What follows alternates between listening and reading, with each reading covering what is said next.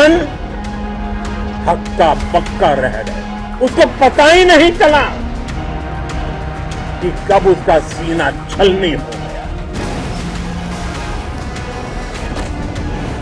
विनय न माने जलधि जड़, भय 3 दिन बीत, बोले राम सकोप तब, भय बिन होए न प्रीत। तो समझदार के लिए इशारा ही काफी। जंग कोई बच्चों का खेल नहीं है, लेकिन जो बच्चे अपनी मनमानी करते हैं उन्हें हर जंग एक नया सबक सिखाती है। भारत के साथ पाकिस्तान की भिड़ंत ने उसे न केवल मिट्टी में मिलाने की शुरुआत कर दी, बल्कि सारी दुनिया में मजाक का पात्र बना दिया। जंग के मैदान में धूल खाने के बाद पाकिस्तान और उसकी सेनाओं के बड़े अधिकारी सोशल मीडिया पर एक मजाक बनकर रह गए हैं।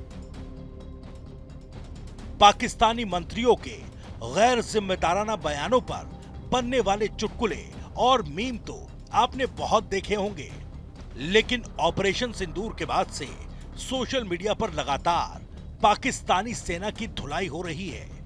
ऐसे ही एक अधिकारी हैं औरंगजेब अहमद। ये पाकिस्तानी वायुसेना में डीजी जनसंपर्क हैं। इनसे जब इनकी मीडिया ने पूछा कि भारत के रफाल लड़ाकू विमान को मार गिराने के दावे पर आपका क्या कहना है, तो देखिए कैसे औरंगजेब अहमद हकलाते हुए जवाब देने लगे और न जाने क्या क्या बोल गए। ऐसी बात नहीं कि राफेल कोई खराब लड़ाकू विमान है, बल्कि वो बहुत ताकतवर विमान है। राफेल किसी भी बेहतर लड़ाकू विमान की बराबरी करता है और ये ज्यादा ताकतवर है अगर उसे अच्छे से इस्तेमाल किया जाए। लेकिन ये निर्भर करता है कि आप सारे जोक्स को एक तरफ कर दें, तो ये बेहतर ट्रेनिंग की बात है। ये बात पर निर्भर करता है कि जो बेहतर लीडरशिप है वो आपको कैसे चला रही है।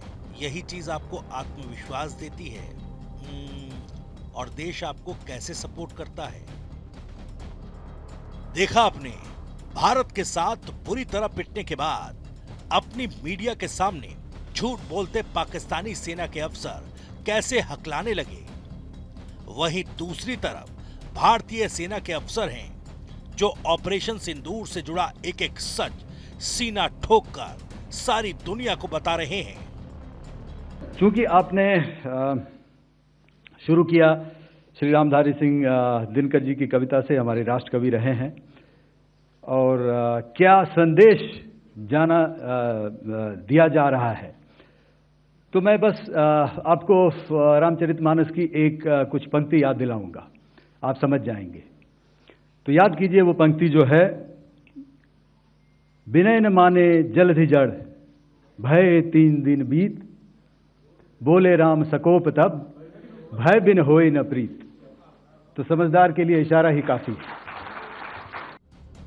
सोशल मीडिया एक्स पर लोगों ने औरंगजेब अहमद के बयान को लेकर लिखा, पूरी प्रेस ब्रीफिंग मजेदार है, पाकिस्तान गॉट लेटेंट, पहले अपने लोगों को इंग्लिश सिखाओ फिर जहाज उड़ाना।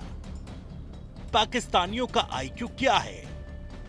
पाकिस्तानी एयरफोर्स के air vice marshal Aurangzeb Ahmed सिर्फ राफेल का नाम लेकर ही नहीं अकलाए, बल्कि वो तो S-400 पर ऐसी बात बोल गए कि बड़े बड़े वैज्ञानिक माथा पकड़कर बैठ गए।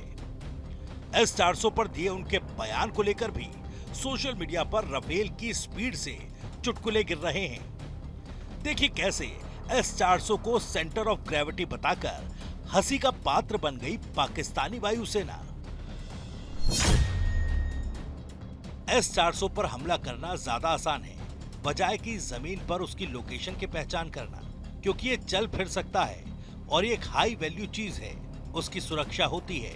ये एक तरह से सेंटर ऑफ ग्रेविटी की तरह है। इस बयान के बाद तो सोशल मीडिया पर कई लोगों ने पाकिस्तानी वायुसेना को सेंटर ऑफ ग्रेविटी यानी गुरुत्वाकर्षण केंद्र का मतलब समझाने के लिए विकिपीडिया का लिंक तक पोस्ट कर दिया। लोगों ने लिखा कि सेंटर ऑफ ग्रेविटी का मतलब होता है किसी चीज के अंदर वो पॉइंट जहां उसका भार सभी दिशाओं के समान रूप से बराबर होता है। इस बात का S-400 को टारगेट करने या उसकी क्षमता से क्या लेना देना।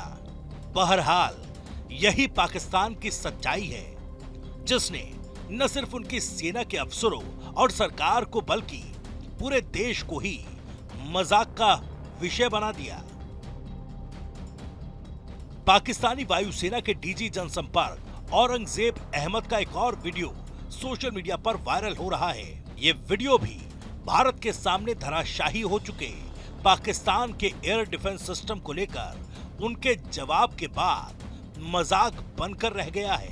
पाकिस्तान की एक महिला पत्रकार ने पूछा कि पाकिस्तान का air defence system surface to surface और एयर टू सरफेस यानी जमीन से जमीन तक और हवा से जमीन तक विरोधी सेना के हथियारों को टारगेट करने में कितना सक्षम है।